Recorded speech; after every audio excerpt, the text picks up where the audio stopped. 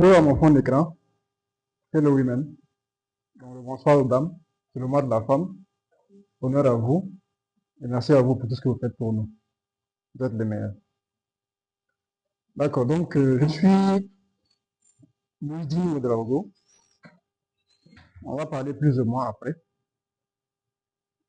Mais j'ai le plaisir de m'entretenir avec vous sur un sujet qui est passionnant. Très intéressant. Je vois qu'il y a des étudiants, il y a des entrepreneurs, il y a des salariés aussi. Salariés, forcément. Ceux qui ont fiche de paie à la fin du mois. Même si c'est 10 000 francs. Voilà. Voilà, donc, il y a tout le monde. Merci beaucoup.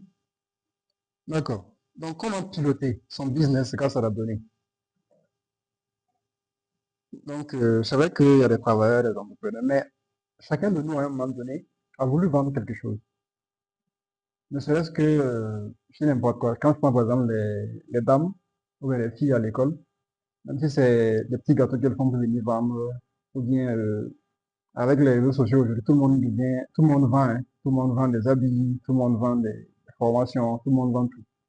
Donc, ne vous sentez pas exclu, tout le monde est concerné. À partir du moment où, à un moment donné, j'ai eu l'idée de vendre quelque chose à quelqu'un, j'ai besoin d'avoir des informations. C'est un domaine qui n'est pas très connu au Burkina Faso.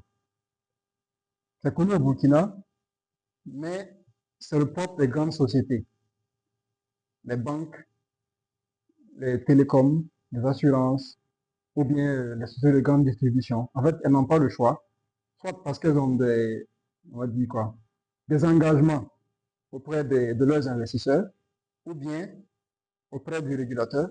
Par exemple, les banques, c'est obligé d'envoyer les comptes, d'envoyer des états financiers, tout ça, c'est obligé. Il y a pas de, si tu ne fais pas, tu auras des sanctions. Les télécoms aussi, il faut envoyer souvent des rapports sur la qualité du réseau. Vous n'avez pas le choix, vous devez le faire. Maintenant, vous, ou bien nous, en tant que business, qui ne sont pas forcément à ce niveau-là, parce que c'est des entreprises qui font circuler des milliards. On n'est pas à ce niveau-là. Mais nous, en tant qu'entrepreneur, comment est-ce que ça peut nous profiter? Donc, c'est sur quoi je vais m'entretenir avec vous. Et voici le programme d'aujourd'hui. Dans un premier temps, nous allons faire un constat. Nous allons vraiment observer, de façon générale, ce qui se passe dans notre écosystème burkinabé d'abord.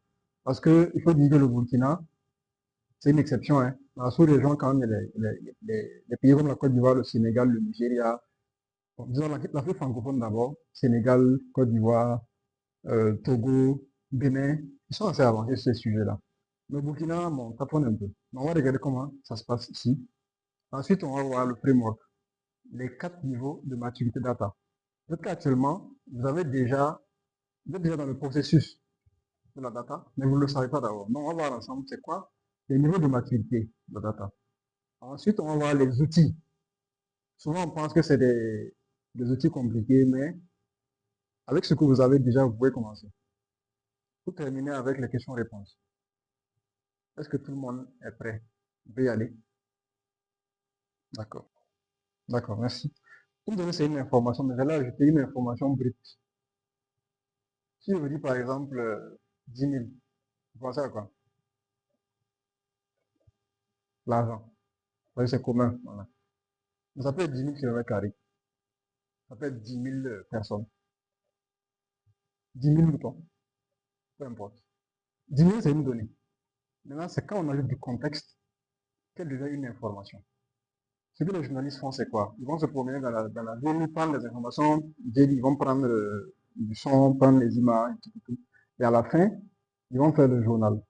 C'est le traitement de ces informations-là, prises de gauche à droite, ces données brutes-là, qui donnent un sens. Donc, ces informations-là peuvent être utilisées dans plusieurs cadres. Si je suis journaliste, je vais utiliser ça pour faire mon journalisme. Si je suis dans un business, peut-être que je fais un sondage pour comprendre mon activité, tout ça. Donc, une donnée, c'est juste une information brute. Ça peut être du texte, ça peut être du son, ça peut être une image, ça peut être tout ce que vous voulez. Elle peut être stockée sur plusieurs formats. Sur papier, sur un support audio, sur un support vidéo, l'ordinateur, tout ce que vous voulez. Ces informations brutes comme ça qu'on prend. Et le travail d'un analyse de données, comme moi, c'est de chercher à comprendre ce que ça donne. Quand je prends des données brutes, je vais fouiller, chercher, c'est-à-dire des choses qui se ressemblent, faire des corrélations. Et à la fin, je dis, bon, voilà ce qui en ressort. Et c'est ça qui importe à vous en tant que businessman ou businesswoman. Donc, là, quand même, j'aimerais que chacun puisse donner une réponse.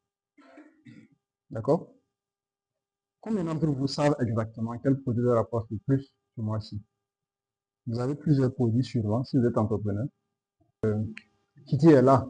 Kitty était à Horaire 2000. Un ils sont venus à Kamsongen. Ils sont en train d'ouvrir un autre coin encore. Rien n'est fait au hasard. C'est pas l'intuition qui marche, c'est les données.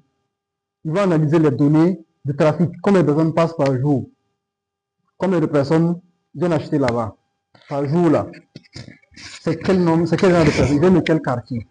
Donc, il va analyser par exemple les données géographiques, les données de Google Maps et tout. Ils sont prêts à payer des millions pour ça. Parce que le retour sur investissement, c'est des milliards. Donc, rien n'est fait au hasard. Ensuite, on verra plus tard. Ça, c'est l'argument le plus plausible quand tu vas discuter avec un grand entrepreneur. Il va te dire, pour le moment, moi, mes charges ne me permettent pas d'investir dans ce genre d'outils-là. Parce que je fais rien même comme chef d'affaires. C'est normal, c'est tout à fait légitime, c'est légal. Mais s'il savait ce qu'il perdait en ne faisant pas ça, ça va être dommage. La dernière fois, j'ai fait un post sur LinkedIn.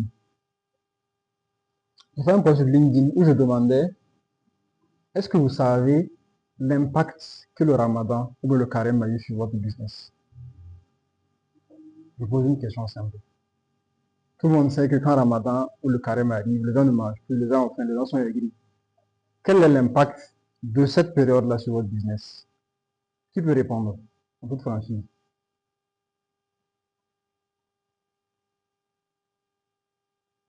Moi, par exemple, je peux dire que dans l'entreprise où je travaille, par jour, à cause du ramadan, ce qu'on paye, c'est des millions. C'est une période qui est... c'est normal. Tu peux pas aller forcer les gens à manger parce que c'est religieux, c'est culturel. Donc, si tu ne prends pas en compte ces aspects-là, tu viens dans un pays purement religieux et tu viens pour dire, ok, moi je lance mon business, je ne tiens pas compte de tout ça, tu vas couler. Mais est-ce que ça doit être un frein? Est-ce que parce que les gens n'appellent plus, par exemple en télécom, les gens n'appellent plus ou quoi, tu vas dire que tu ne fais plus de promotion? Non. Tu vas chercher les pistes pour quand même soutirer de l'argent en ces temps-là. Il y a des restaurants, par exemple, ils savent que les gens ne commandent plus à midi. Donc, qu'est-ce qu'ils font? À partir de 17h, ils proposent des kits de l'étude. Et ils font tout pour maximiser. Ils font des kits. C'est pas un repas. Ils font un kit. C'est un piège. Quand ils font le kit, ils mettent un peu de tout là-bas. Ils te disent, par exemple, le kit là coûte 3500 ou 4000. Toi, tu as faim. Tu ne penses plus à tout ce qui est quoi. Non. Toi, tu vois ton kit. C'est bien, c'est joli, ça donne envie. Tu vas les payer. Ils vont rattraper l'argent qu'ils auraient perdu ou même ils vont surpasser. Ça, c'est purement marketing. Maintenant, en quoi est-ce que les chiffres viennent? Les chiffres viennent parce que d'abord même, ils ont regardé les chiffres de l'année passée. Peut-être qu'ils se sont fait surprendre l'année passée. Quand c'est venu, ils n'ont pas vu. Ce ramadan est venu exploser les chiffres d'affaires. Quand ils ont détruit les chiffres d'affaires. Ils n'ont pas pu remonter après. Donc, quand ils vont regarder la courbe du revenu là, ça monte, ça monte. En tant quand le ramadan arrive, paf, ça tombe. Ça peine à remonter. Donc, cette année, quand on dit Ramadan commence demain, il dit, il faut regarder les chiffres de l'année passée là. Qu'est-ce qui s'est passé? Il dit, à Ramadan passé, on a perdu 10% ou 20% de notre chiffre d'affaires et après, on a peiné à remonter la pente. On a perdu 20 millions, on a perdu 100 millions. Clair, clair. A dit, ok. Donc, il faut qu'on fasse tout pour remonter. Et chaque jour, Dès qu'on lance l'offre de Ramadan, chaque jour, on va suivre. Est-ce qu'on est bon? Est-ce qu'on n'est pas bon? Qu'est-ce qu'on doit ajuster? Qu'est-ce qu'on doit regarder? Qu'est-ce qu'on doit améliorer? Tout le temps, il faut le faire. Donc, c'est pourquoi il faut comprendre que la donnée n'est pas une contrainte administrative. C'est pas un travail en plus. C'est un actif. De la même manière que vous gérez votre stock. Quand le stock est en train de finir, vous allez tout faire pour renouveler. De la même manière que vous gérez votre clientèle, votre réputation. Très important. La donnée doit être considérée comme un actif. Est-ce qu'on se comprend? D'accord. Maintenant, on va passer à un exercice. Pour le moment, il y a quelques 3 personnes qui parlent. J'aimerais que tout le monde participe. Même si vous n'avez pas de business, mettez-vous dans la peau de quelqu'un qui a un business. Parce qu'un jour, vous allez avoir. Et le jour où vous allez avoir besoin, quand vous allez m'appeler, je vais vous dire ça fait 100 000 francs. Aujourd'hui, c'est gratuit. Je suis très sérieux. Aujourd'hui, on est étudiant, mais demain, on peut être entrepreneur. Donc, mettez-vous dans la peau d'un entrepreneur. Et citez-moi 3 décisions que vous prenez chaque semaine dans votre activité. Quand vous arrivez le lundi matin, quelles sont les décisions que vous prenez? Je vous écoute.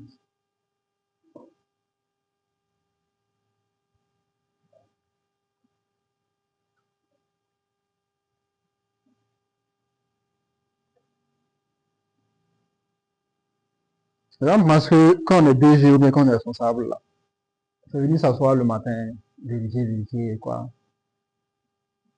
Puis se lever parti. Non. Un DG ou un responsable, un gérant, ça prend des décisions. C'est pourquoi moi, je ne m'adresse pas aux opérationnels. Moi, je m'adresse aux dirigeants. C'est-à-dire, je vois tous ici comme des chefs d'entreprise, des responsables de société. Parce qu'un jour, ça va venir, même si ce n'est pas encore le cas. Quand vous venez le lundi matin, quelle décision vous allez prendre? Je prends un exemple, en ce qui me concerne. Chaque lundi matin, quand on arrive, on va d'abord regarder les nouvelles du marché. Qu'est-ce qui s'est passé la semaine dernière? Qu'est-ce que nos concurrents ont fait et que nous, on n'a pas fait? Ça, c'est déjà la veille. Quel produit on a lancé et qu'est-ce que ce produit a rapporté? Est-ce que on a eu de nouveaux clients ou bien des clients qui sont partis? Je prends juste 3 décisions comme ça. Non, 3 chiffres comme ça. 3 questions que je pose. Quand le DG arrive, je ne dis pas que c'est vraiment ce qui se passe, mais quand le DG arrive, par exemple, il pose la question comme ça à ses employés. Et vous devez avoir une réponse. Sinon, vous foutez quoi? Parce que c'est ça qui va vous permettre de piloter le business. Si cette semaine, vous avez perdu 100 clients, vous savez combien ça coûte de recruter un client? Je pense que vous ne savez pas. Recruter un client, ça coûte. Hein. On va faire communication, on fait affiche, on va faire quoi? Publicité sur Facebook. On va discuter avec lui. Il va dire je vous reviens. Après il part, je vous reviens. Un jour vous l'avez eu. Vous allez tout faire pour qu'il l'achète. Il va négocier, négocier, négocier, négocier. Jusqu'à que vous allez pouvoir qu'il l'achète. Tout ce parcours-là, ça a coûté combien? Il faut que vous sachiez. Parce que si vous perdez ce client-là, c'est l'argent que vous perdez. En réalité. Puisque vous allez faire la même chose avec tout le monde pour pouvoir recruter. Donc, si vous êtes assis comme vous dites, ok, recruter un client, ça me coûte 10 000 francs. Donc, qu'est-ce que je fais? Si ce mois-là, je n'ai pas encore pu bien recruter et que les 10 000 là, je n'ai pas pu le rattraper, qu'est-ce que je fais? Je vais tout faire pour réduire. Peut-être que je faisais des publicités sur 10 jours Facebook, je vais diminuer, réduire un peu les charges et tout, pour que à la fin, le client me coûte 5 000 francs. Et je vais tout faire pour maximiser son profit, pour ne pas qu'il parte. Bon, je me suis un peu perdu. Mais un exemple, c'est les 3 décisions là. Bon, les 3 trucs. Et par exemple, sur ce que le concurrent avec nous n'a pas fait, il faut qu'on prenne une décision rapidement. Le client a lancé une nouvelle offre. Il faut que nous aussi on lance. Mais c'est pas au hasard. Il a lancé sur quoi? Qu'est-ce que nous on veut faire différemment? Ça c'est un. Je prends cette décision-là. soit de lancer un nouveau produit, soit de maximiser la communication sur un nouveau produit. Deuxième, c'était quoi? Quel produit est-ce qu'on a lancé et comment est-ce que ça performe? Si le produit qu'on a lancé, il performe, on dit OK, à combien de personnes qui ont pris? D'accord, c'est bon. Donc, on va essayer de maximiser. Quel jour est-ce que dans la semaine, là, le produit a plus performé? C'est par exemple vendredi. Donc, vendredi prochain, on maximise. Après vendredi, qu'est-ce qui vient? Peut-être le mardi. Ok, donc, comme vendredi, on est bon, mardi, on va maximiser pour pouvoir, voyez non, régulariser. Donc, ça, c'est la décision que le DG prend. Troisième décision, on a perdu combien de clients? Bon, on a perdu 100 clients. Ah, semaine passée, on a perdu combien? On a perdu 20. Qu'est-ce qui s'est passé? Ah, on dit que le candidat a lancé une nouvelle offre. Donc, c'est à cause de ça qu'on a perdu les 100 clients. Donc, qu'est-ce qu'on fait? On va regarder ce que le concurrent a fait là pour contrecarrer. Et la semaine prochaine, on va regarder est-ce que nos actions ont permis de récupérer nos clients. Donc, quand la semaine débute, tout le monde a ses objectifs. Et puis c'est parti. Semaine prochaine, on vérifie est-ce que ce qu'on a demandé de faire là, c'est bon. Et puis on reprend. Justement, quand vous partez devant un investisseur pour défendre votre projet, je vous pose ce genre de questions. Si je vous donne par exemple 10 millions, en 2 mois vous avez liquidé, je ne vous fais pas confiance. Mais si par exemple, je termine, vous me dites que on a la capacité de prévoir les tensions de trésorerie sur 3 mois. Donc on anticipe. Si on regarde notre courbe depuis le début d'année, c'est-à-dire on regarde la trésor, ça monte après les dépenses et tout, à la fin voilà ce qu'on a en trésor, ça monte, en temps, ça casse, après ça remonte, après c'est stable et tout. Donc on va dire que sur les 6 derniers mois, on a remarqué une évolution constante. Si l'évolution est constante, on va dire bon, on a réussi quand même à tenir nos engagements, on a peut-être plusieurs clients, mais si elle est stable, ça veut dire que vous êtes bon.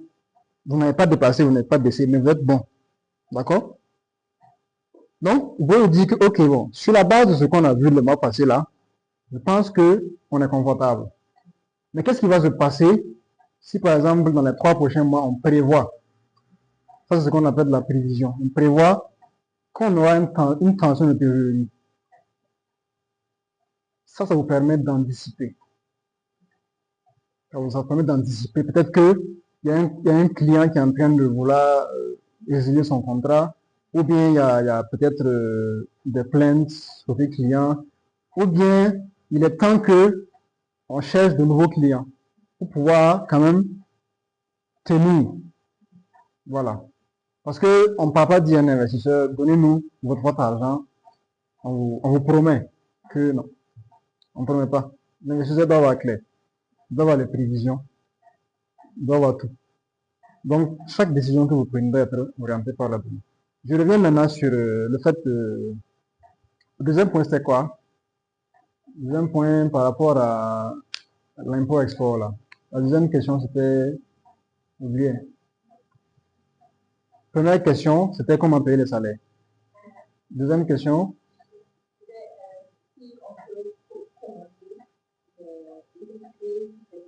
dans l'effectif tout le monde. Voilà. Donc, si vous posez la question, en fait, d'abord, vous posez la question à qui? Il faut qu'il y ait quelqu'un qui puisse vous répondre. Ou bien, il faut que l'outil que vous utilisez pour travailler puisse vous répondre. Donc, par exemple, vous allez faire un lien avec tous les comptes. Vous allez regarder un à un. Vous avez, par exemple, un système qui relie tout. Pour que vous voyez en temps réel ce que vous avez sur l'ensemble des comptes. Et vous pouvez voir sur le marché, est-ce que le prix de ce produit-là a baissé. Donc, si on commande en ce moment-là, on pourra quand même avoir un cashback pour ne pas trop dépenser. Tout ça, c'est des questions qui se posent. Et pour pouvoir y répondre, il vous faut absolument des données. Pour pouvoir décider. Sans données, c'est pas bon. La troisième question, c'était quoi? Peut-être tous les deux. Ok. Tout le monde connaît l'application de Wave, non? Vous voyez comment c'est? Selon vous, ils se sont basés sur quoi pour faire l'application? D'abord, ils connaissent leur cible. savent que la plupart n'ont pas fait l'école. La personne ne sait pas lire. On n'a pas besoin de venir me dire, j'ai un gros bouton, acheter quoi, pour dire non. On met une icône simple. Et on sait quelles sont les fonctionnalités que l'utilisateur utilise le plus. Quand on lance d'abord la première version du produit, là, on ne sait pas d'abord. On laisse les gens utiliser. Les gens vont faire leur retour. Ah, ça marche pas. Ah, c'est quoi. C'est voulu. À la fin, on recorde les analytics. Donc, si vous voulez les données sur l'utilisation, ça nous permet de dire que tel bouton là, c'est ce que les gens utilisent le plus parce que c'est ce qu'ils veulent comme produit. Donc, on met ça en avant. On teste sur 3 mois. Si ça continue, c'est bon. Peut-être qu'il y a un troisième bouton, un quatrième bouton que les gens utilisaient un peu au début, mais après qu'ils ont délaissé. Donc, qu'est-ce qu'on fait? Switch off. On enlève. On garde uniquement pour maximiser le profit. Mais tout dépend de vos objectifs. Parce que une entreprise sans objectif, ça n'a pas de sens. Tu fonctionnes, je sais pas, tu ne sais pas où tu pars. Tu vas te casser la gueule. Vous pouvez dire, par exemple, ces 3 mois-là qui vont suivre, les 3 premiers mois de janvier et les 3 premiers mois de 2026, on va à la chasse. Il faut recueillir le maximum de clients. Donc, qu'est-ce qu'on fait? Acquisition, full acquisition. On va faire tout ce qu'on a, mettre tout ce qu'il y a dans notre c'est de mettre les bouchées doubles pour recruter le maximum de clients. Et puis on observe. On arrête, après les 3 mois, un nouveau plan. Les acquisitions là, est-ce que c'est bon? Est-ce qu'on a eu des problèmes? Pourquoi? On analyse, on prend une décision et puis on avance. Deuxième mois, la base de clients qu'on a eu là, on va tout faire pour maximiser l'achat, les inciter à acheter plus afin que le chiffre d'affaires double.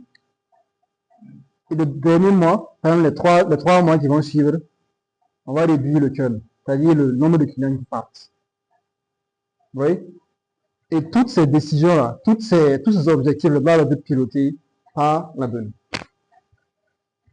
Donc, par exemple, pour le cadre de votre application, vous n'allez pas forcément chercher à savoir pourquoi est-ce que les gens partent.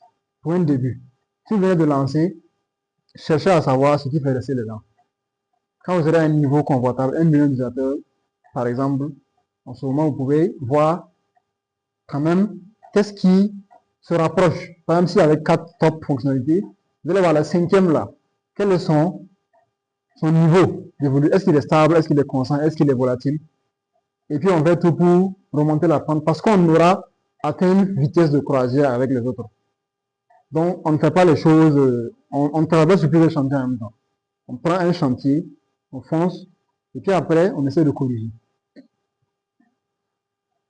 Maintenant, la deuxième partie de la présentation, c'est le niveau de maturité data des différentes PME. Le premier niveau, aucune collecte.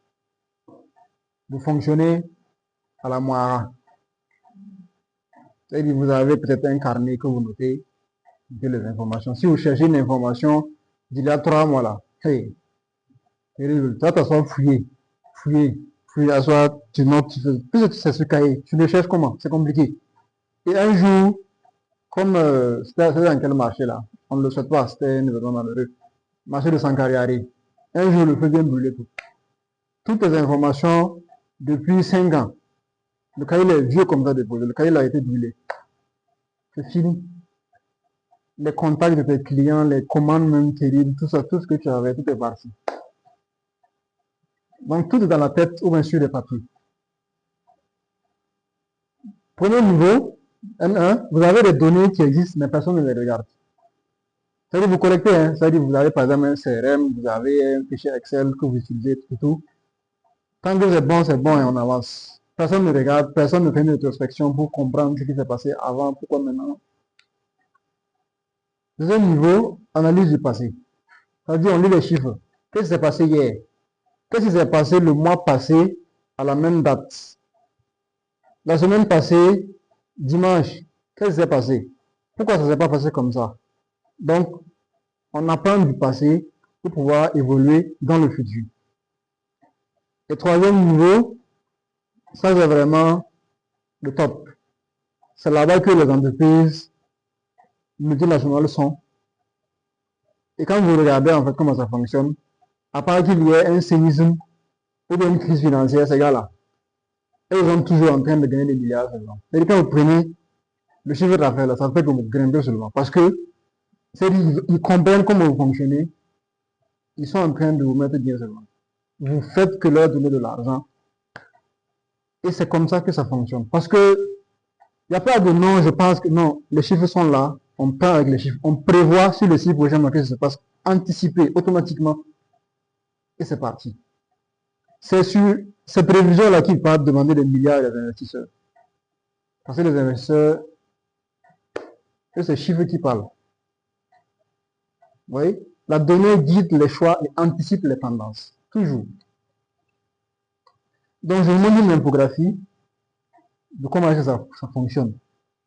Le premier niveau, M0. Il n'y a pas de structuration, tout est dans la tête. À l'instinct. Quand je m'assois, j'ai une idée. On lance, on va tester. Là, tu vas aller perdre 1 million. Pourtant, tu t'es basé sur quoi pour prendre cette décision-là? Juste un instinct, tu perds de l'argent. Surcharge d'informations non gérées. Comme vous l'avez dit par exemple, vous avez beaucoup de données qui viennent, mais comment est-ce que vous... C'est beaucoup d'informations. On n'arrive pas à... Perte de connaissances. Bon, si ce n'est pas structuré, ce n'est pas bien agencé, vous allez forcément perdre des informations importantes que vous n'avez pas. Les données inutilisées. Vous avez les fichiers, vous avez des rapports, tout est là, mais zéro exploitation, zéro, voilà, c'est fragmenté. Tantôt c'est sur Excel, tantôt c'est sur WhatsApp, tantôt c'est sur un CRM, bof. Les rapports qui sont générés mais ignorés. Manque de confiance dans les données. Bon, parce que toi, c'est une époque qui a, ton comptable t'a dit que telle chose, là, en trésor on a ça, chiffre d'affaires on a ça, toi, tu as assis, tu dis, ah, la dernière fois là, je t'avais envoyé faire telle chose. Est-ce que tu as mis ça dans les états? Je dis, ah non, non, effectivement, j'ai pas. Toi, ton rapport là, je suis pas confiant. Ça, en fait, tu ne peux pas prendre de décision sur ça. Parce que tu n'es pas cohérent. Ici, analyse descriptive. C'est-à-dire, on lit les chiffres et on commence à comprendre. On apprend du passé et tout, voilà. Mais ça, c'est le niveau qu'on souhaite, vraiment, pour les premiers Africains. L'intelligence artificielle dans notre contrée. Ok, ChatGPT, quoi, c'est bien et tout. Mais si vous voulez vraiment utiliser l'IA pour exploser votre business là, de la même manière que les grandes entreprises le font, il faut d'abord un bon socle donné. L'IA ne fait pas de magie. C'est-à-dire, il faut d'abord que vous passiez par ces 3 étapes-là avant de pouvoir parler d'IA. Mais les gens sautent du coq à l'âne pour venir parler. Ça va vous n'allez pas croire. Demandez à toutes les entreprises qui sont levées comme ça pour faire. Ils vont pas vous dire la vérité, mais ça ne prend pas parce que il n'y a pas de base. Donc, je vous pose donc la question. En tout cas, de mon constat, la plupart des PME africaines, surtout au Burkina, sont au niveau 0 ou au niveau 1. Maintenant, vous êtes à quel niveau? En toute franchise. Vous êtes à quel niveau?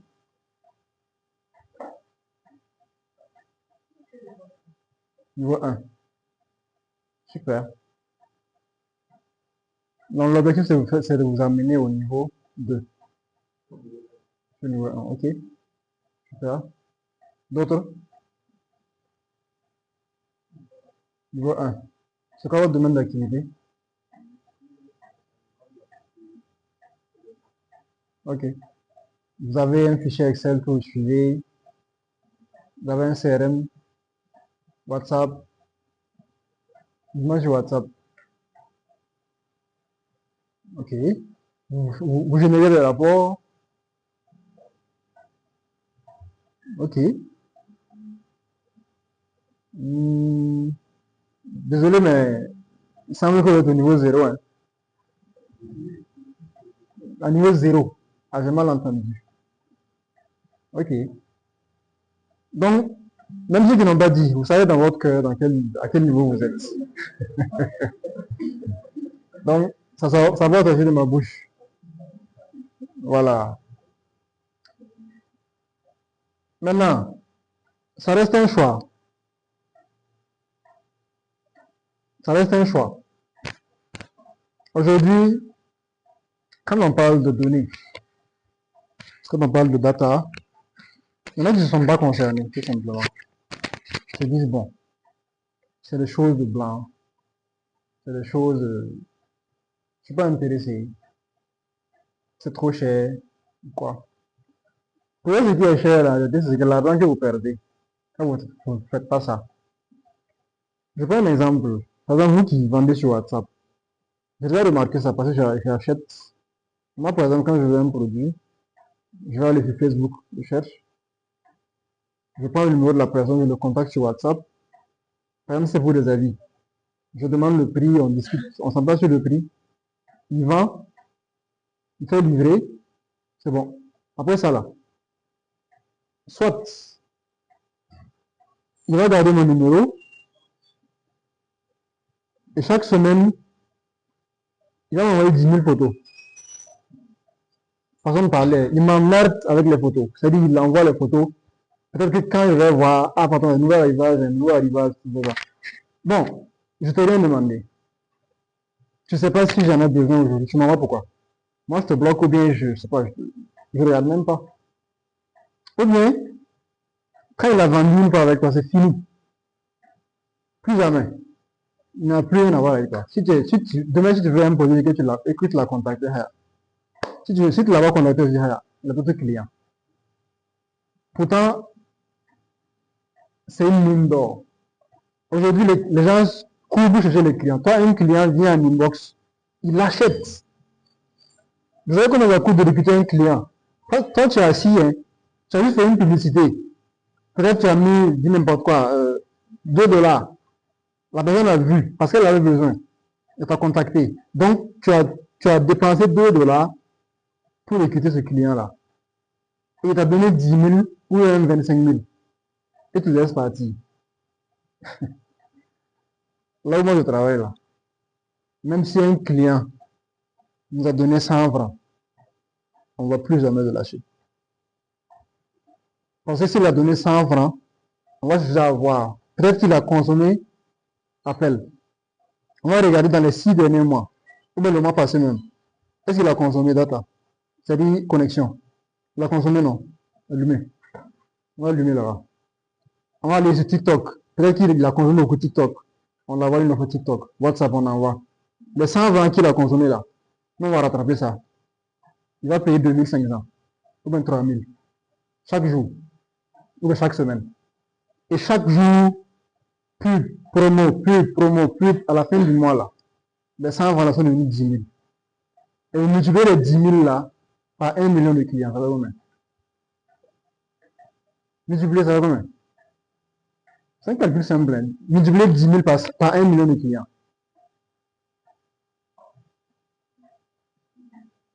Ça va combien? Je pose la question. C'est 10 000, 1 million. Déjà 10 000, 1 million par 1000. Ça fait combien? Ça fait 10. Non, attends. 1 million par 1000. Ça fait 2 milliards. 1 million multiplié par 10 000. D'abord, 1 million multiplié par 1000, ça fait 1 milliard. Donc, ça fait 10 milliards. Vous voyez que c'est très bête. Hein? C'est vraiment très bête. La personne a commencé avec 100 francs. Un jour, vous faites tout pour que dans le mois là, il consomme 10 000. Et vous avez 1 million de clients. Ça vous fait 10 milliards. C'est comme ça que les télécoms là fonctionnent. Vous pensez que c'est un jeu. Maintenant, prenez par exemple vous qui vendez sur WhatsApp. Il y a ce qu'on appelle en marketing le upsell. Quand la personne vient acheter une robe, vous allez tout faire pour qu'elle achète une chaussure. Vous allez tout faire pour qu'elle achète une montre. Mais vous ne l'emmerdez pas. Vous allez chercher à comprendre comment elle fonctionne. Regardez ses statuts. Regardez ses statuts sur 3 mois, 6 mois. Son anniversaire, ses sorties. Vous observez, dites rien. Un jour, vous balancez un truc. Ah, j'ai remarqué tant, elle achète. Demain là, Ah, il y a mon ami qui fait de temps en temps. Tu as acheté chez toi, c'est bien. Je te recommande. C'est parti comme ça. Tu crées. Facilement, tu te fais un type de 10 clients, 20 clients. Et chacun te rapporte 10 000, 10 000. Ça fait combien? En un mois. Tu multiplies seulement. C'est parti. C'est comme ça. Si un client vous a contacté, vous l'avez vu là, ne lâchez plus. Mais on ne fait pas les choses bêtement. Il faut être stratégique, sinon vous le perdez. C'est comme ça que ça fonctionne. Quand vous achetez un jour, par exemple, sur Netflix, ils vont tout faire pour que vous reveniez. Parce que chez eux, en fait, le plus important, c'est pas celui qui achète, c'est celui qui revient. C'est aussi simple que ça. Maintenant, quels sont les... Pardon. Maintenant que vous avez compris un peu le bien fondé de la donnée, l'importance pour votre business, comment est-ce que vous allez le faire de façon concrète? La première des choses, c'est d'identifier les 5 métriques vitales. C'est quoi une métrique? Une métrique, c'est juste une mesure. D'accord? Juste une mesure. Donc, on dit par exemple ici le chiffre d'affaires, le coût client, le panier moyen, ainsi de suite, ainsi de suite. D'abord, il faut que vous connaissiez bien un business. Il faut que vous fassiez la différence entre chiffre d'affaires et du profit. Tu peux faire 10 millions de chiffre d'affaires, mais à la fin, tu as 1 million comme profit. Et tout le reste, ça se charge selon. D'accord? Vous devez savoir le coût du client. Combien ça coûte de recruter un client? Et combien ça coûte de le perdre? Le taux de retour. Je disais tantôt que le plus important, c'est les clients qui reviennent. Le stock critique. Tout ça, c'est des métriques. Mais en fonction de votre business, il faut que vous sachiez identifier ce qui est important pour vous. Si par exemple, votre objectif, c'est de ne plus perdre de clients, vous avez remarqué que vous perdez des clients. C'est de ne plus perdre de clients. Donc, votre objectif, c'est de, la métrique que vous allez regarder, c'est le taux de churn. Quand on dit churn, c'est les gens qui partent. Le taux de partance, si vous voulez. Votre objectif, c'est de réduire au maximum le taux de partance. Si ce mois-là, vous avez perdu 10 clients, le mois prochain, vous devez tout faire pour perdre moins que ça. 5 clients, 1 client, ainsi de suite. Et après, vous allez pouvoir remonter. Donc, si vous avez ça comme objectif, vous faites maintenant toute votre activité là pour pouvoir atteindre cet objectif-là. Et en ce moment, vous suivez. Donc, qu'est-ce qui se passe? Vous allez collecter de la donnée sur les clients. Aujourd'hui, j'ai 5 clients, demain j'ai 99, après demain j'ai tant. Et sur la durée, on va mesurer le taux. Ça monte, ça descend, ça monte, ça descend, pour à la fin avoir la bonne information. Est-ce qu'on se comprend? Si par exemple votre objectif, c'est que la base de clients que vous avez déjà là, ils achètent plus. Vous allez d'abord mesurer le panier moyen de votre client. Le panier moyen, c'est quoi? C'est-à-dire, c'est l'argent minimum, ou pas minimum, la moyenne d'argent que le client vous donne sur une période. Si vous prenez par exemple les fêtes, le panier moyen du client lors des fêtes, pour une entreprise comme, comment ça s'appelle encore, Bon Samaritain ou bien Super U, c'est pas la même chose que lors de la saison pluvieuse. Vous voyez un peu? Donc si vous prenez la période de fête là, le panier moyen ça peut être 10 000. D'accord? Si votre objectif c'est de maximiser ce panier moyen là et que vous vous posez sur décembre, ça ne marche pas parce que ça ne reflète pas le tout. Vous allez faire sur toute l'année. Pour avoir la moyenne, ça va tourner autour peut-être de 7 000 comme ça. Dans votre objectif, si vous voulez que la base de clients là apporte plus de chiffre d'affaires, c'est de tout faire pour augmenter le panier moyen. Vous fixez pour objectif que d'ici la fin de l'année, le panier moyen de mes clients doit atteindre 10 000. Et pour faire ça, qu'est-ce que vous allez faire? Faites du marketing maintenant. Vous allez vendre. Maintenant, comment vendre? Peut-être que vous allez faire du upsell. Maintenant, ceux qui achètent tant, vous mettez quelque chose à côté. C'est pas bête quand vous partez à l'alimentation là. Vous voyez les produits qui sont déposés au niveau des caissières, vous pensez que c'est voilà. Tu vas acheter. Tout est là-bas, hein. Ils voulaient mettre ça là-bas. Mais non, non, ils ont venu mettre ça au bord. Pour non, il n'y a pas monnaie, il faut prendre ça. C'est de upsell. C'est-à-dire les petits jetons là. Si vous calculez la vous allez voir que c'est beaucoup. Ça ne manque jamais haut. Ceux qui viennent acheter, je sais pas quoi, chewing-gum, les petits trucs, quoi, les coupons, quoi. C'est des petits trucs comme ça. C'est quelque chose pour augmenter le panier moyen, en réalité. Vous voyez, non? C'est comme ça. Et rien n'est fait au hasard. D'accord? Donc, aujourd'hui, vous devez tout faire. Après, on va faire un exercice. Vous allez identifier les 5 métriques en fonction de votre business. Mais la première des choses, c'est identifier. Faites du business. Deuxième des choses, collecter. Il faut avoir une structure minimale. Au début, ça peut être compliqué. Par exemple, quand vous venez sur WhatsApp, il commande là, c'est sur votre téléphone. C'est pas simple, mais faites-le. Prenez un fichier Excel seulement là. La personne s'appelle tant. Voici son numéro. Elle a commandé tel jour. Elle a commandé tel produit. Le produit là, c'est tant. À la base, je lui ai dit que c'est combien? 10 000. Elle a négocié pour prendre 8 500. Tout ça, c'est des informations. Vous notez seulement. Vous notez. Quand il vient dire là, vous notez. Le client, est-ce qu'il est revenu après? Il a payé pour combien? Avant, il avait payé combien? Cette fois-ci, il a payé combien? Pourquoi? Tout ça là, vous allez répondre après. Mais pour le moment, ayez un fichier de suivi. Très simple. Je vais vous parler de Power BI, de quoi. Ça, c'est des outils pour des professionnels de la donnée. Vous n'êtes pas des professionnels de la donnée forcément. Vous êtes des dirigeants. Un dirigeant n'a pas besoin de connaître forcément Excel. Il a besoin que tu viennes lui présenter un rapport qui est joli. Et il va prendre une décision sur ça. Mais il a besoin de te challenger, te poser des questions et que tu ne puisses pas l'embrouiller. Un dirigeant qu'on embrouille facilement, foutu. Hein. Voilà. Donc, il faut que vous ayez une structure de collecte minimale. Excel, c'est déjà un bon début. Notez. Notez seulement. Tout ce que vous pouvez noter, notez. Vos clients, si par exemple vous avez une boutique physique, il y a des clients qui quittent Carvala pour venir à Tanguay. Ou bien qui quittent Carvala pour aller à Pissi. Ou bien qui quittent Kiloin pour te chercher au fin fond de Ouaga 2000. Ce client-là, tu ne dois pas le prendre de la même manière qu'un client qui est à 100 mètres de toi. Il faut que tu puisses lui poser des questions, mais de façon subtile.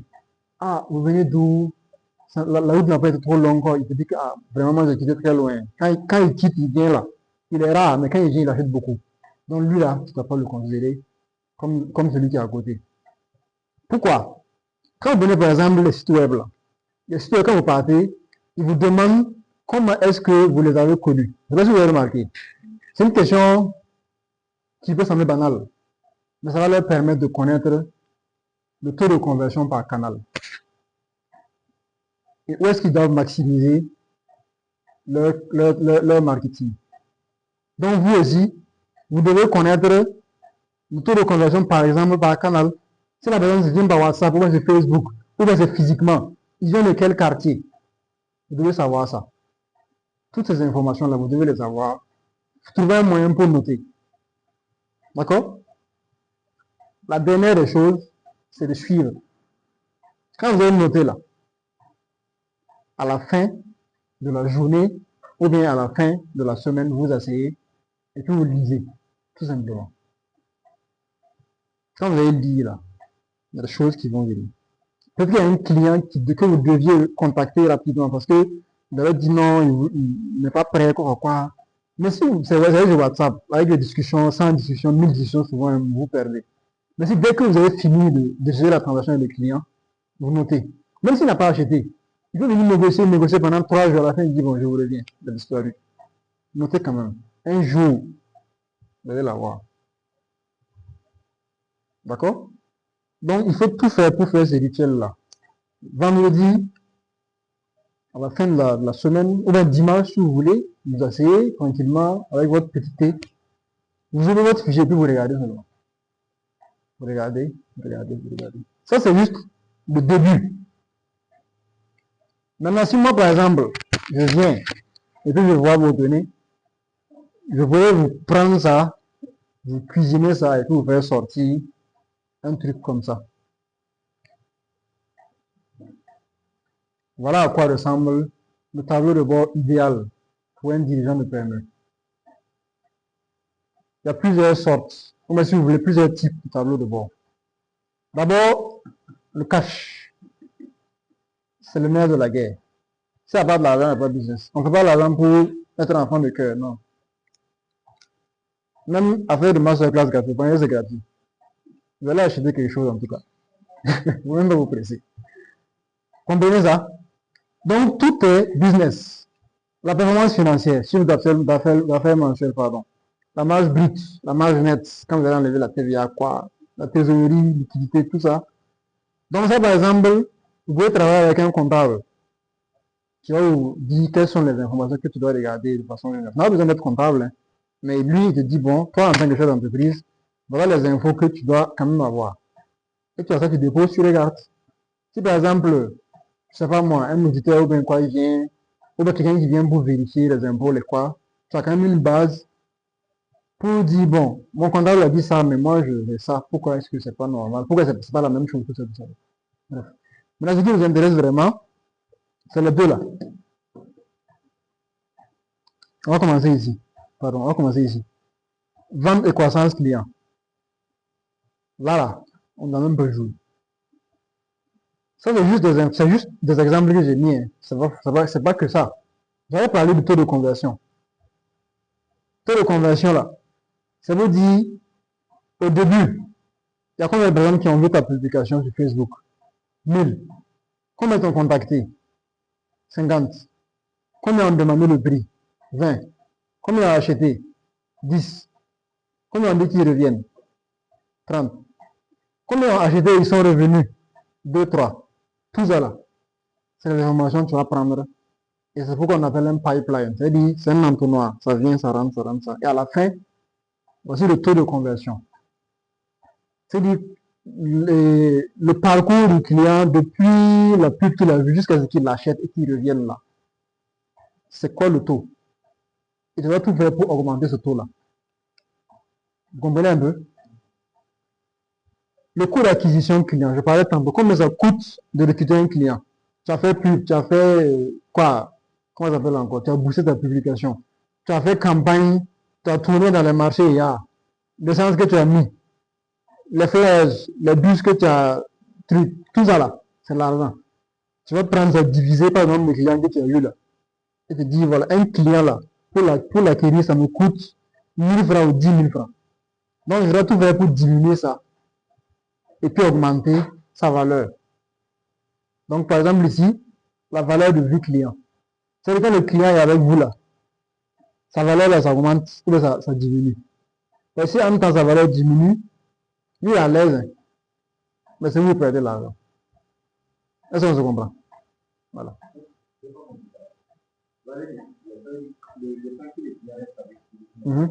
faut que le client reste avec vous et comment on appelle ça encore? Sa valeur sur ce temps-là. Voilà. Qu'est-ce qui vous donne comme argent? Voyez un peu. Sur, par exemple, 6 mois là.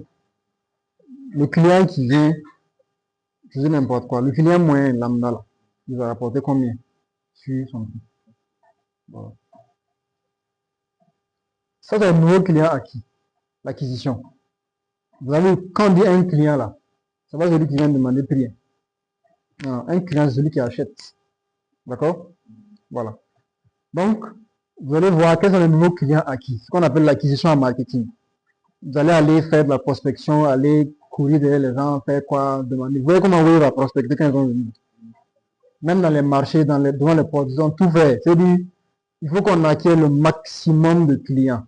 Et pour eux, par exemple, un client, c'est celui qui installe l'application. Ça se comprend. Donc, une fois qu'il a installé là, il est dans ta main. Il faut prendre son argent. Tout simplement. Vous voyez, non? En fait, on va se mentir. Le business là, c'est chasse à l'homme. Le client est là. Toi, ton objectif, c'est de l'attraper. Si tu l'as attrapé, il ne faut pas le laisser partir. Mais si tu le laisses partir, quelqu'un va l'attraper. Et puis, c'est ping-pong comme ça, jusqu'à la fin. On vient ici. Opération efficace. Ça concerne, par exemple, madame. Logistique, efficacité, qualité produit, délai moyen de livraison. Quand je prends une entreprise de trucs, d'import-export, les clients sont sensibles, par exemple, au temps. Si vous avez pris un engagement, dites que votre colis sera là dans 10 jours, 12 jours, 14, 15, le client n'a pas son colis, il va partir. Donc, si vous prenez sur un mois, quels sont les délais de livraison communiqués et quels sont les délais de livraison vraiment, c'est les délais de livraison factuels, quoi. C'est quoi exactement? Et quels sont, vous allez corréler ça avec, par exemple, le nombre de clients. Il y a des clients qui sont là depuis, mais à cause de ce délai de livraison qui a fauté là, ils partent. Donc, vous allez comprendre qu'en réalité, le fait que les clients sont partis, c'est peut-être dû au fait que vous avez tardé sur le délai de livraison. Tous les clients ne se plaignent pas. Il y a des clients là, tu l'as fait ça une fois, c'est fini. Il n'y a plus jamais rien te dire, mais il n'y a plus jamais travaillé avec toi. Donc, il faut que toi, en tant que chef d'entreprise, tu sois en mesure de regarder ça. Et au début, tu n'as pas forcément l'argent pour recruter, je ne sais pas quoi, un chef en logistique, bon, je ne suis pas expert en logistique, hein, mais quelqu'un qui s'occupe de la logistique pour regarder ça. Et lui aussi, il n'a pas intérêt à jamais lui dire qu'il faut faire son travail. Donc, toi, en tant que chef d'entreprise, tu dois voir.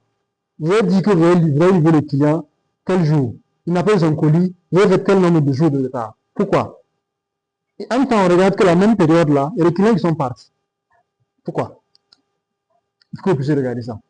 Le coût logistique, vous savez souvent que ça varie. On dit par exemple, ce mois-là, pour venir en bateau, à cause, je ne sais pas moi, des tensions dans tel pays là, c'est dangereux. Donc le coût là va augmenter. Vous allez voir c'est quoi en fait, comment on appelle ça encore, l'impact sur votre business. Vous allez voir que bon, comme les coûts augmentent, les gens ne commandent plus trop ou bien commandent beaucoup moins.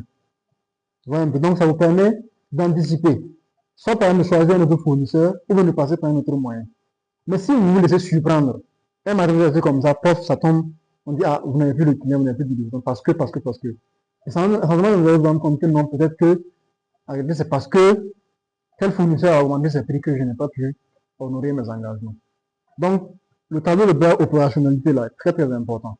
C'est sur ça que vous allez vous baser pour noter vos travailleurs, noter vos performances en termes d'opération. Les opérations là, c'est là où vous bougez, là, vous devez tout moment. Même vos employés qui viennent en retard, le client se plaint, ou bien il est malade, il ne se fait pas remplacer, ou bien la maison n'est pas bien nettoyée, le client, tout ça c'est des choses en fait. C'est pas forcément chiffré, mais ça vous permet quand même, si vous collectez, d'avoir un truc.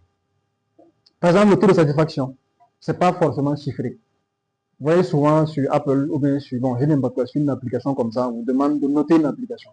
Quand vous notez là, c'est juste 5 étoiles, 3 étoiles, quoi, ou bien vous êtes content, pas content, vous mettez là.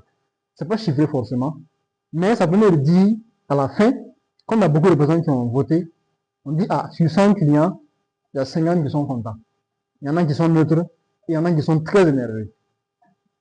C'est qui vous devez regarder selon vous? Ceux qui sont énervés. Pourquoi? Pour comprendre la raison? Ok, non. Pas pourquoi ils sont énervés. Mais pourquoi vous devez d'abord regarder ceux qui sont énervés? Ok. Les plus sincères. Ok, super. C'est ça? Aïe. Oui, les plus graves. Vous avez vu en Afrique, hein? Merci, c'est ce que j'attendais. C'est ça même. Ils vont aller gâter votre nom. Parce qu'on dit quoi? Un arbre qui tombe fait plus de bruit qu'une forêt qui brûle. Pourtant, la réputation d'une entreprise, c'est un actif qui est très stratégique. Vous comprenez ça? Aujourd'hui, quelqu'un se lève parce qu'il a eu un faux truc. Il parle sur consommation et puis il raconte sa merde. Vous là, si vous êtes assis, genre, vous suffisez, non, il ment, quoi. Vous allez voir. Le temps que vous allez prendre pour expliquer que c'est faux là, les gens sont partis. Le seul client qui a été mal servi, pas gâter votre nom, et puis c'est fini pour vous. Il y a des entreprises que vous voyez aujourd'hui qui ont perdu leur réputation à cause d'un faux truc comme ça. Donc c'est pourquoi les grandes entreprises, c'est les petits là qui font toujours le malin. Si les grandes entreprises là, si tu as dit telle chose s'est passée, il va aller dans ton inbox, causer avec toi, même t'inviter pour que vous vous asseyez. C'est dit, on te fait vraiment, on va t'inviter, voilà, dans un salon bien feutré, bien, on te donne le thé, tout ça, tout ça. Voilà. Généralement, il le fait pas, il connaît la valeur d'un client. Simple. Il y a une fois là, une anecdote. Une fois là, il y a une dame sur TikTok. Je sais pas, on l'a invité à Orange pour faire son anniversaire et tout. C'est joli, c'est chic et tout. L'autre s'était plaint que taguer mon Orange. Pourquoi on invite ma copine, moi on ne m'invite pas. Non, non, non.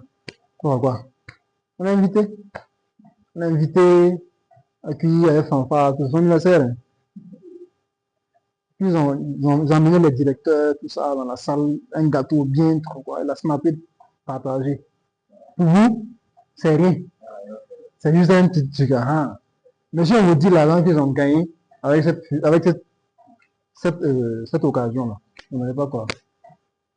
Donc, il faut tout faire pour que l'expérience client soit au top. Ceux qui se plaignent là, c'est eux d'abord vous devez regarder. Et comme elle l'a dit, c'est eux qui sont les plus sincères. Très important. D'accord? Ok. Maintenant, ça, c'est vraiment en interne. Tableau de bord, équipe et capital humain. Ceux qui partent, parce qu'ils sont pas contents. Peut-être c'est le salaire, peut-être c'est les conditions. Peut-être. Tout ça, c'est important. Parce que une entreprise, c'est les hommes. Même si vous avez 3 personnes dans votre entreprise, vous devez tout faire pour qu'elles se sentent vraiment à l'aise et prêtes à vous accompagner. Donc, si vous n'arrivez pas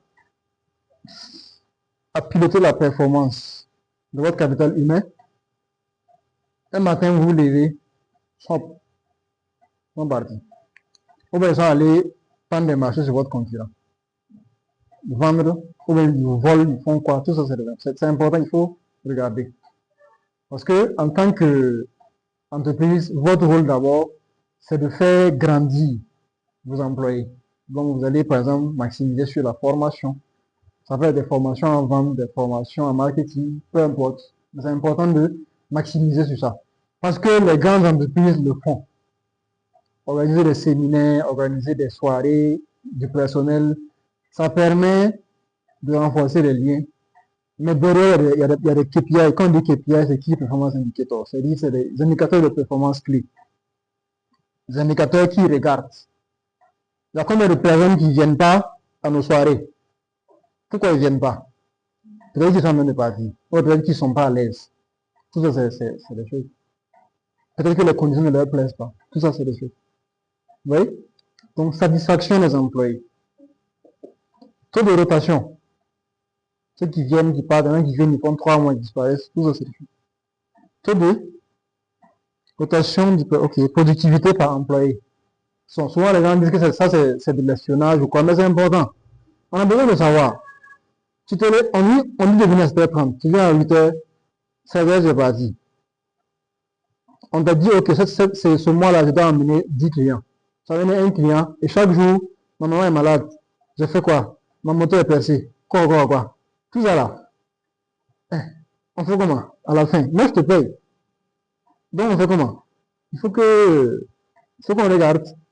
Donc, c'est très important de mesurer la productivité par employé. Si c'est pas bon, vous allez lui dire que, ah, voilà, j'ai observé qu'il y a ça, donc il faut que tu le vois. Mais il faut que ce soit chiffré. Il faut que je lui dise, ce mois-là, tu avais 10 retards. Tu m'avais payé 10 millions. Est-ce que vous comprenez ça? Parce que le fait que tu ne sois pas là, j'aurais pu gagner ça, mais je n'ai pas gagné. Tu peux me rembourser? Je vais raconter une histoire. Est-ce que vous savez qu'il y a un directeur qu'on a renvoyé parce qu'il a fait 5 jours sans faire reporting? Reporting là, c'est ce que j'ai envie de vous montrer ici là. Tel jour on a fait tant. C'est une entreprise où eux sur les données là, jour.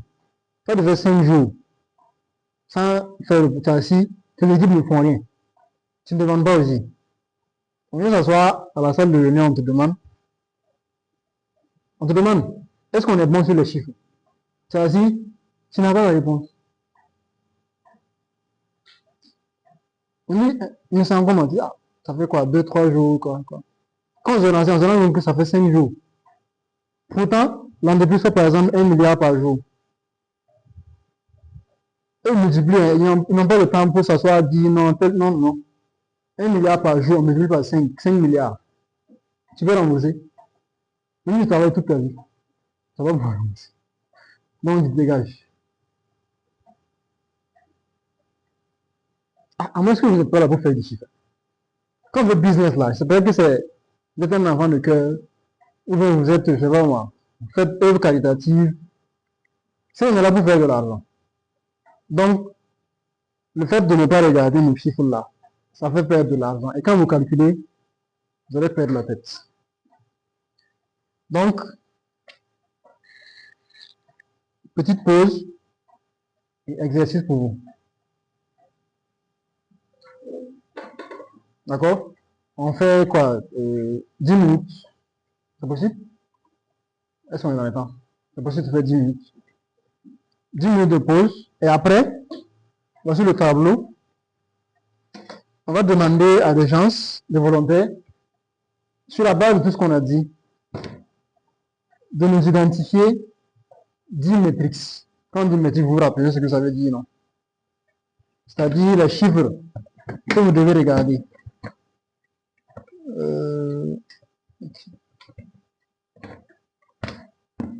Peut-être que c'est le chiffre d'affaires, peut-être que c'est le bénéfice, peut-être que c'est le nombre de clients et tout. Donc, après les 10 minutes, chacun va venir, bon, les volontaires, hein, va venir mettre les métriques. Donc, M1, M2, M3,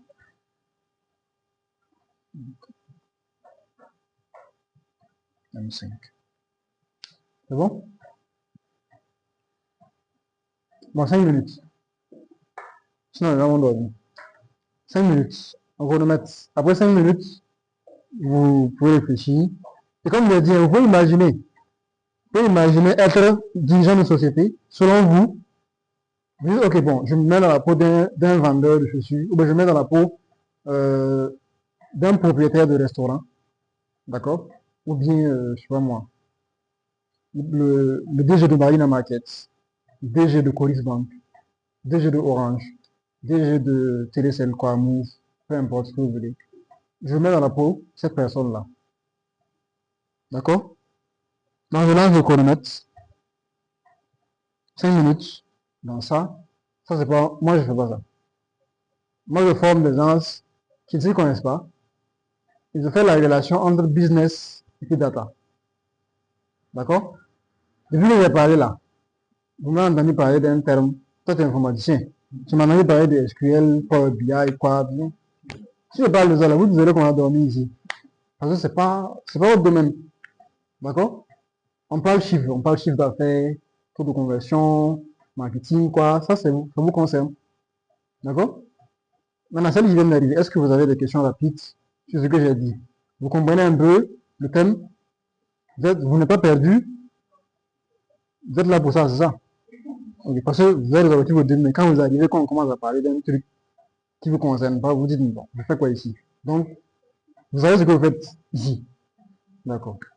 On a tout le monde. Hein.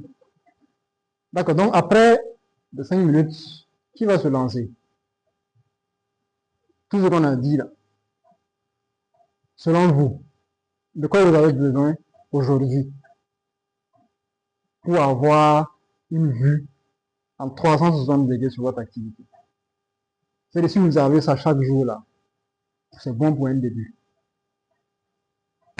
Moi par exemple, j'ai besoin de savoir, j'ai combien de clients à date. Et si possible, l'évolution sur les 3 derniers mois. J'avais 10, après je suis passé à 15, c'est tombé à 8, après c'est remonté à 20, et actuellement je suis à 13. Un exemple. Deuxièmement, j'ai besoin de savoir l'argent que j'ai dans mon compte bancaire. Je n'ai pas du chiffre d'affaires. Non, non. Quand tout ce qui s'est passé là, depuis que j'ai commencé à faire mon business, à date là, j'ai combien dans mon compte bancaire qui concerne ça. Je vais voir mon flux de trésorerie. Peut-être que tel mois, j'étais à temps, mais comme j'ai eu beaucoup de charges, par exemple c'était mon lancement, donc j'ai eu beaucoup de charges. Du coup, j'ai pas fait beaucoup de chiffre d'affaires. Bon, j'ai fait un chiffre d'affaires conséquent, mais j'ai eu beaucoup de charges, donc mon trésor a baissé. Peu importe. J'ai besoin de savoir ce que j'ai en termes de trésor actuellement. J'ai besoin de connaître mon chiffre d'affaires. D'accord? J'ai besoin de connaître le taux de conversion à date. J'avais fait ma pub. Facebook m'a dit qu'il y a 1000 personnes qui ont vu. Mais à la fin, là, il y a 3 clients que j'ai pu signer. Mon taux de conversion, c'est combien? Je mets ça ici. Et je tiens ça à jour pour pouvoir piloter. M5. On va dire quoi? Mon taux de churn, mon taux de clients qui sont partis. Parce que surtout au Burkina, les gens sont pas très causants. Si tu fais un peu seulement là-dessus, c'est parti. Donc, c'est sûr que dans tout business, le taux de churn, churn, ça s'écrit comme ça. C-H-U-R-N. Ça veut dire juste départ, entre griffes. Comment on appelle ça encore? Traduit en français simple, quoi. D'accord? Donc, pour moi, c'est ça. Maintenant, pour vous, c'est quoi? J'ai dit nombre de clients, trésor, CA, chiffre d'affaires, taux de conversion, et puis taux de churn. Ça, c'est moi. Maintenant, vous, on va challenger tout ça. On va voir comment est-ce qu'on calcule. Et à la fin, la personne a ça gratuitement. La personne sait déjà comment je calcule mon. Déjà, j'ai réfléchi et sais que c'est ce dont j'ai besoin. Et on va te montrer comment je calcule. Et quand tu sors, dès que tu rentres dans la maison, tu peux déjà commencer à calculer. Et tu suis. Vous voyez comment c'est top. Maintenant, si ils sont là pour regarder, les gens faire, il n'y a pas de problème. C'est bon? C'est vous vous inciter à venir. Ok? Je rappelle que c'est gratuit. D'accord. Jonathan, selon toi, c'est quoi le taux d'acquisition?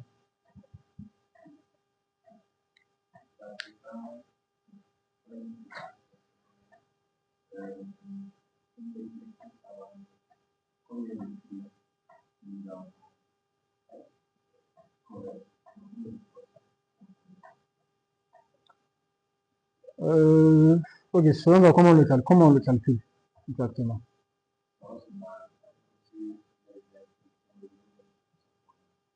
Faut être clair. On prend ça divisé par ça pour faire ça. C'est, faut être clair.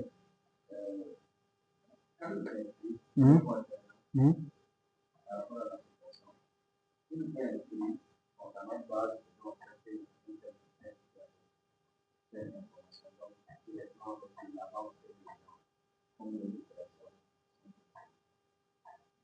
Combien de personnes sont inscrites?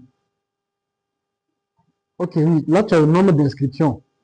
Mais quand tu parles de taux, plus un taux, c'est un pourcentage en réalité.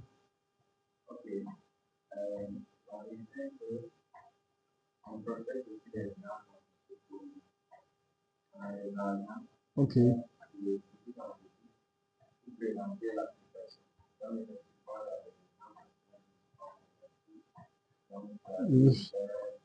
Justement, en fait, moi j'allais plus te parler du taux de conversion plutôt que le taux d'acquisition. Tu vois? On peut dire coût d'acquisition, oui, le coût d'acquisition. Acquisition, c'est quoi? Acquisition, c'est acquérir. Hein, j'ai pris. Le taux d'acquisition, c'est pas très clair.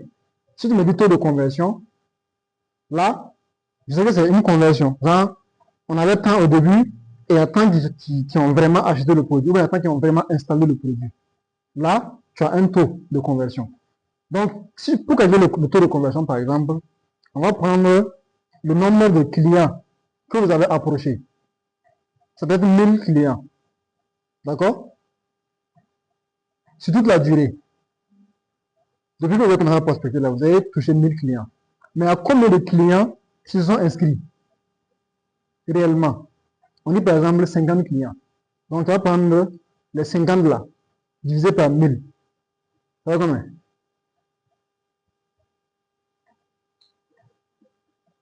Moi, je suis. Ma tête là, maths là, c'est pas bon. Hein. Calcul mental là, c'est foutu. Faut faire ton téléphone. 50 divisé par 1000, ça va combien?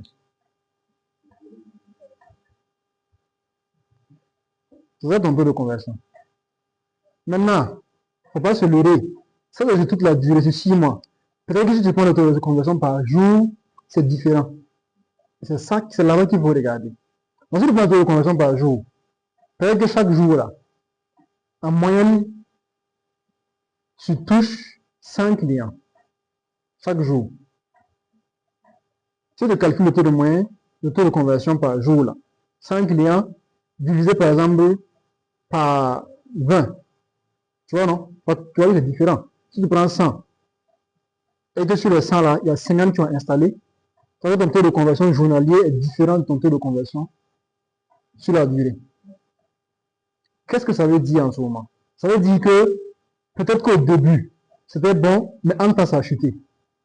Et en ce moment, qu'est-ce que tu fais? Tu regardes maintenant les chiffres journaliers. C'est pourquoi on va utiliser par exemple les graphiques. Et ça, par exemple, ça c'est mon travail. Moi, je vais venir prendre des données d'affaires graphiques pour te montrer que voilà, la courbe, c'est monté, c'est descendu. Un jour là, tu as piqué, tu es allé à 200. Mais quel jour tu es descendu? Donc moi, je vais comprendre pourquoi. Peut-être que le jour, il n'y a pas beaucoup de personnes qui sont sorties, ou bien les gens ne pas quoi, tout ça, tu vois, je vais comprendre. Donc, tu vois un peu comment c'est important. Tout le monde regarde, hein. C'est valable pour tout le monde. Si vous calculez le taux de conversion sur la durée que vous voyez que c'est petit, venez maintenant sur le truc par jour.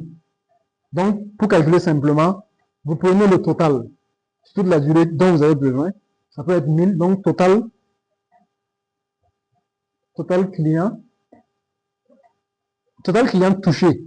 D'accord? Par exemple, sur Facebook, c'est le nombre de clients que la pub a touché, le nombre de personnes qui ont vu la pub, divisé par le nombre de clients qui ont installé l'application, par exemple pour son cas, ou bien pour vous, par exemple ceux qui vendent des produits physiques, nombre de clients qui ont effectivement acheté, ou bien pour des services, nombre de clients qui ont signé un contrat. D'accord? Ça peut être par exemple 50 ou 20, je ne sais pas plus. Donc nombre de clients, on va dire réel. Donc quand vous allez diviser là, ça va faire votre taux de conversion. Et c'est ça que vous allez suivre. Vous allez tout faire pour qu'il monte. D'accord? C'est bon pour tout le monde. Dès ce soir, vous pouvez faire ça. Ça vous permet de voir ce qui se passe réellement. Peut-être que vous avez dépensé des centaines de milliers sur les pubs, mais ça ne vous rapporte rien. Et peut-être que c'est sur un seul jour que vous avez fait la pub, ça a pris là. Vous allez vous rendre compte que c'est ce jour-là que vous devez maximiser. Peut-être le mardi ou le jeudi, ainsi de suite. Vous allez voir, et ça vous permet de vous faire une idée. On passe au coût d'acquisition. Comment on le calcule? Non, on va aller rapidement. Pour calculer ça, on va prendre en fait tout ce que vous avez dépensé pour faire vos campagnes pub, pour acquérir des clients. Il faut toujours le faire sur une période. Ça peut être un jour, ça peut être 3 jours, ça peut être un mois. Mais c'est généralement bien de le faire sur un mois, au minimum une semaine. Ça vous permet de voir les tendances journalières ou les tendances par semaine. D'accord? Donc, vous prenez tout l'argent que vous avez dépensé sur toute la durée. Les 3 mois de campagne là, vous avez pris par exemple 100 000 francs. D'accord? Et sur cette base là, vous avez récupéré combien? Donc, coût total divisé par N de clients. Ça vous permet de dire que sur les 3 mois là, un client vous a coûté 1000 francs à recruter, ou bien 10 000 francs à recruter. D'accord? Maintenant, pourquoi c'est important? C'est important quand vous corrélez ça avec le revenu par utilisateur. Vous comprenez?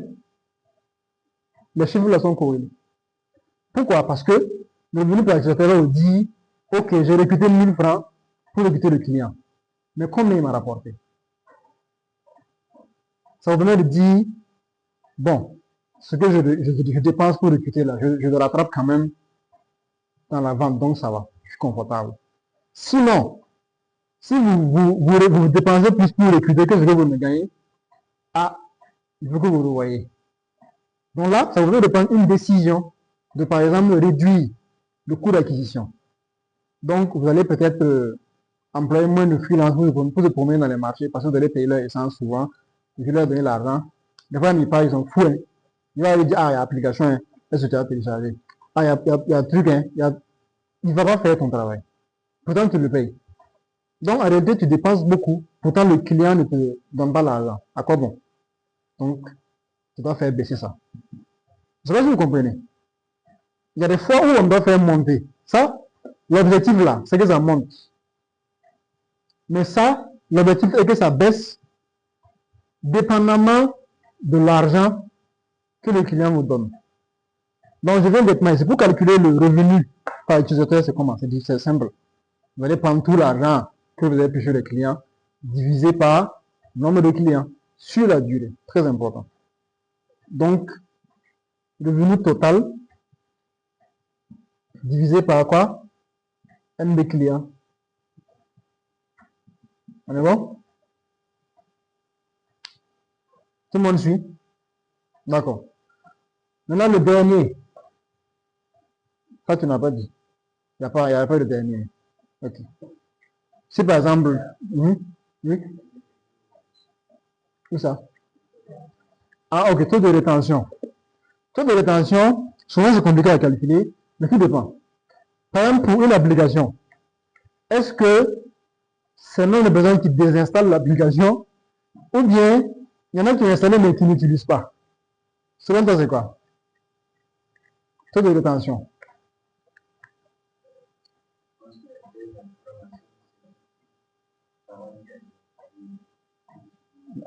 Ok, après il va falloir faire une corrélation.